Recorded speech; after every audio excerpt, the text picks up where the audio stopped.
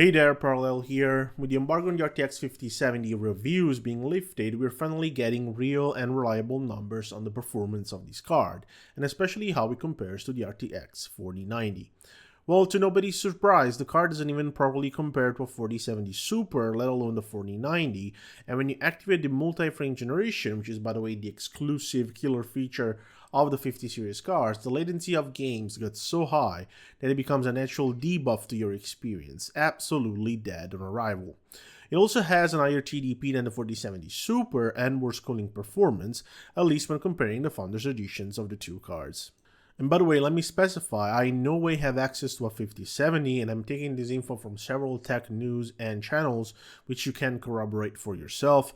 Also, after this video, I highly doubt I would ever come to mind to Nvidia for partnerships, even if the CEO himself wanted to. And what about the pricing of $549, which in Europe becomes €649? Yeah, well, the street price is not looking that good at all, especially when we check the situation of the 5070 Ti. So expect to pay a premium of at least $100 in the US, bumping the price to at least $649, and €100+ in Europe, getting closer to effectively €800 for the same performance of a card you could buy for about €600 just a couple of months ago, and about $550 or less in the US. Well, then what do you suggest, big parallel man? If I waited to upgrade this far, what should I do? And well, you will think now, I'll just get a 4070 Super, it's okay. It can happen to a company to release a bad card sometimes. Let me get a 4070 Super, and maybe I'll even pay less now. Something like $500 or €550, right? That's how it works for every other piece of technology after all. Well, wrong! Nvidia are of course the biggest vultures you could expect.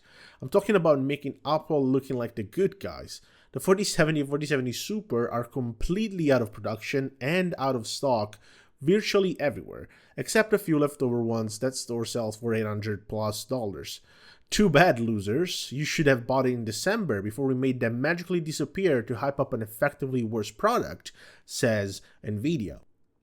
I've always been of the idea that virtually speaking, bad products do not exist, but only bad prices. If priced well, and especially talking about real street price, a price that can be repeatable. As an example, I pop Amazon, Newegg, or whatever you prefer, and I find a product there at a decent, honest price.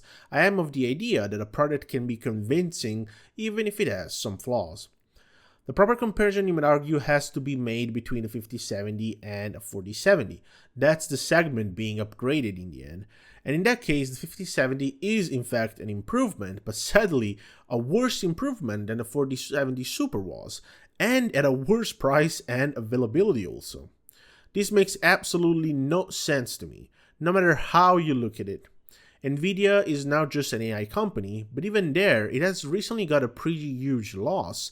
Therefore, it doesn't sound so smart to neglect this market, even if it is now a bit more marginal to them and their earnings. It still can be a good look for the company's reputation to treat their customers well. But no, they're simply incapable of doing acts of decency, not even good deeds, just legit not being a disgusting behemoth of evil sounds impossible to them.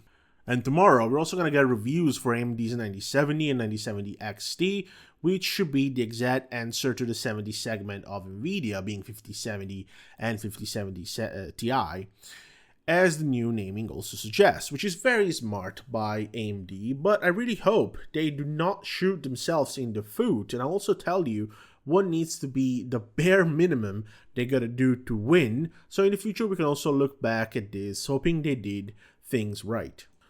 Firstly, the cards need to be at least as good as a 4070 and 4070 Super respectively, meaning the 9070 should match at least a 4070 and the 9070 XT should match at least a 4070 Super. So nothing crazy, the bar is set pretty respectably, and especially because Nvidia doesn't produce the 4070 and 4070 Super anymore, so the market segment has virtually disappeared. AMD could take it all. Second, they should have an appealing street price. I would say about $550 for the 9070 and $600 to $650 for the 9070 XT, meaning dollars, and probably in euro you should add an extra 50 to both prices. And also, as I was doing this video, AMD also released a tweet announcing the official price, at least for the 9070 XT, which is $599 US, which again can become a 650, 700 street price, which in my opinion should be the upper limit, the 700, to make it so that it results appealing to people. And for euro, you could expect an extra 50 because of taxes, tariffs, and whatnot. And third, simple availability. They need to produce these cards like mad and make them readily available, and especially try to set in place some scalpers-proof systems, like an example, a max of 2 purchases per credit card limit. That's really it. Both cards even released with 16 gigabytes of VRAM, so they already have the 4070 series beat 4070 and 4070 Super, and the new 5070 is completely demolished in that department, and that makes the cards also more future-proof and just more appealing to people. But the sad reality is also that people simply don't want to buy AMD or Intel cards. People just don't want to buy non-Nvidia cards, it seems, because when you look at Steam charts, which I will put on screen here, the top 30 most common GPUs people have in their rigs and use for gaming or whatnot, but especially use for Steam games, the only 2 AMD cards that even appear on this list are actually integrated GPUs, which is truly depressing to see. And in fact, when you look at the top 10, top 15 part of the list, you will see entry-level cards with the 50 series when applicable, so like the 3050, and the 60 cards, so 3060, 3060 Ti, so you're already getting more in the medium level, at least again on release, the 4060, 4060 Ti, and then the regular 4070, which again, I do not expect the 5070 to appear up there at all, again, unless Nvidia does something crazy and drops it at a much lower price.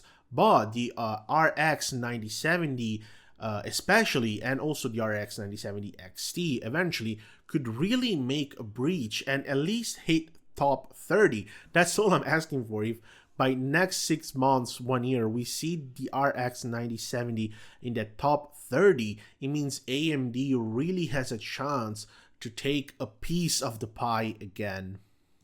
So yeah, I really hope AMD takes their chance to finally get back a portion of this market, especially now that Nvidia is doing everything wrong. But what do you guys think? Let me know in the comments, and see you tomorrow with AMD news, hopefully good news from the reviews. So in the meantime, take care of yourselves, stay healthy, and bye bye.